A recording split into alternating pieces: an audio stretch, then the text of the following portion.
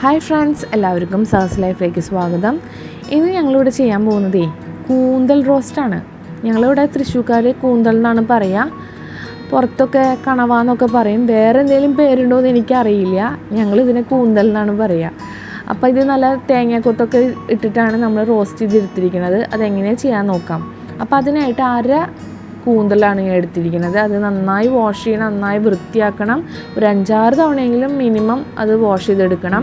ഇനി അതിലേക്ക് 1/2 ടീസ്പൂൺ മഞ്ഞൾപ്പൊടിയും ആവശ്യത്തിന് ഉപ്പും 1 കപ്പ് വെള്ളം ഒഴിച്ചിട്ടാണ് കുക്കറിലാണ് വേവിച്ചെടുക്കുന്നത്. നല്ല വേവുണ്ട് ഇത്, ഇല്ലെങ്കിൽ റബ്ബർ പോലെ ഇരിക്കും.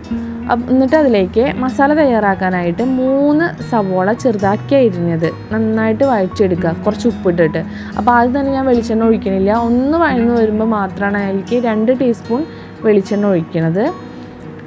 ഇനി നന്നായിട്ടൊന്ന് നമുക്ക് വഴറ്റിയെടുക്കാം. കളറൊന്ന് നന്നായി മാറി വരുമ്പോൾ നമുക്കതിലേക്ക് 1 ടീസ്പൂൺ ജിഞ്ചർ ഗാർലിക് പേസ്റ്റ് ഇടുക. എന്നിട്ട് നന്നായിട്ടൊന്ന് വഴറ്റി കൊടുക്കാം. ആ പച്ചമണമൊക്കെ ഒന്ന് മാറുന്ന വരെ ഒന്ന് വഴറ്റി കൊടുക്കാം. അപ്പം മീഡിയം ഫ്ലെയിമിലിട്ട് ചെയ്താൽ മതി. ഇനി അതിലേക്ക് 3 പച്ചമുളകും കുറച്ച് കറിവേപ്പിലയും കൂടി ഇട്ടിട്ട് ഒന്ന് വഴറ്റി കൊടുക്കാം. അതിൻ്റെ പച്ചമണമൊക്കെ മാറി വരുമ്പോൾ നമുക്കതിലേക്ക് 2 തക്കാളി ചെറുതാക്കി അരിഞ്ഞതും കൂടി ചേർത്ത് വഴറ്റി കൊടുക്കാം. ആ തക്കാളിയൊക്കെ ഒന്ന് അത്യാവശ്യം ഉടഞ്ഞു വരണം.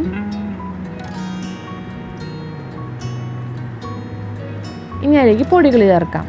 1/2 ടീസ്പൂൺ ഗരം മസാല, 1 ടീസ്പൂൺ മല്ലിപ്പൊടി, 1/2 ടീസ്പൂൺ മുളക് പൊടി, നാടൻ മുളകാണ്, 1/4 ടീസ്പൂൺ മഞ്ഞൾപ്പൊടി, 1/2 ടീസ്പൂൺ കുരുമുളക് പൊടി, 1 ടീസ്പൂൺ മീറ്റ് മസാല. ഇത്രയും ചേർത്ത് നന്നായിട്ട് വഴറ്റി കൊടുക്കുക, പച്ചമണം മാറുന്നവരെ. നമ്മളിവിടെ നാടൻ പൊടികളാണ് ചേർത്തിരിക്കുന്നത്, അതുകൊണ്ട് കുറച്ച് മതി. അപ്പോൾ നിങ്ങളെങ്ങനെയാണ് യൂസ് ചെയ്യുന്നത് അതേപോലെ എടുക്കാം.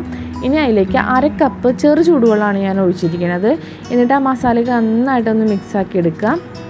അതിലേക്ക് നമ്മൾ വേവിച്ച് വെച്ചിരിക്കുന്ന കൂന്തൽ നമുക്കിതിലേക്ക് ചേർക്കാം. അപ്പോൾ നന്നായിട്ട് വേവുണ്ട് ഇതിന്. ഇല്ലെങ്കിൽ ഇതിപ്പോൾ ഡയറക്റ്റ് പച്ചക്കൂന്തൽ ഇതിലേക്ക് ഇട്ടിട്ട് വേവിക്കാൻ വെച്ചിട്ടുണ്ടെങ്കിൽ റബ്ബർ പോലെ ഇരിക്കും. ഇങ്ങനെ കുക്കറിലിട്ട് വേവിച്ചാലാണ് നല്ല സോഫ്റ്റായിട്ട് കിട്ടുള്ളൂ ഇത്. ഇനി ഇത് നന്നായിട്ട് നമുക്ക് വറ്റിച്ചെടുക്കണം. ഇത് നമ്മൾ കുറച്ച് ഡ്രൈ ആയിട്ടാണ് എടുക്കുന്നത്. നല്ല ഡ്രൈ അല്ല, എന്നാലും വെള്ളം പോലെയല്ല. അപ്പോൾ ഇത് അത്യാവശ്യം വെള്ളം വറ്റി വന്നിട്ടുണ്ട്. നിങ്ങൾക്ക് ഇത് കറിയായിട്ട് എടുക്കുകയാണെങ്കിൽ ഇതിൽ തീ ഓഫ് ചെയ്യാം. നമ്മൾ എന്നിട്ട് കുറച്ച് വെള്ളം വറ്റി വന്നപ്പോൾ തേങ്ങാക്കൊത്ത് ഇടുന്നുണ്ട്. ഇത് നല്ല ഇളഞ്ഞി പോലത്തെ തേങ്ങയല്ല, കുറച്ചുകൂടി മൂത്തത്, നല്ല മൂത്ത തേങ്ങയല്ല കേട്ടോ. അപ്പോഴേ ടേസ്റ്റ് കിട്ടുള്ളൂ ഇതിന്. എന്നിട്ട് നന്നായിട്ടൊന്ന് വഴറ്റി കൊടുക്കുക. അത് അത്യാവശ്യം ഡ്രൈ ആയിട്ടുണ്ട്. ഇത്ര ഡ്രൈ മതി നമുക്ക്. എന്താ സിമ്പിളായിട്ട് നമുക്ക് ചെയ്യാൻ പറ്റും. നമ്മളെ വീട്ടിലുള്ള സംഭവങ്ങളൊക്കെ തന്നെയുള്ളൂ, വേറെ ഒന്നുമില്ല.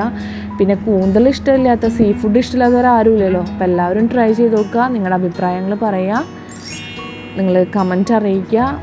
വീഡിയോ ഇഷ്ടപ്പെട്ടിട്ടുണ്ടെങ്കിൽ ലൈക്ക് ചെയ്യുക, ഷെയർ ചെയ്യുക. പിന്നെ നമ്മുടെ ചാനൽ സബ്സ്ക്രൈബ് ചെയ്യാത്തവരാരെങ്കിലും കാണുന്നുണ്ടെങ്കിൽ സബ്സ്ക്രൈബ് ചെയ്യുക, ബെല്ലൈക്കൺ എനാബിൾ ചെയ്യാം. എന്നാലും നമ്മൾ അടുത്തുള്ള ഇടുന്ന വീഡിയോസിൻ്റെ നോട്ടിഫിക്കേഷൻ നിങ്ങൾക്ക് കിട്ടുള്ളൂ. അപ്പോൾ നമുക്ക് അടുത്ത വീഡിയോയിൽ കാണാം. Bye bye.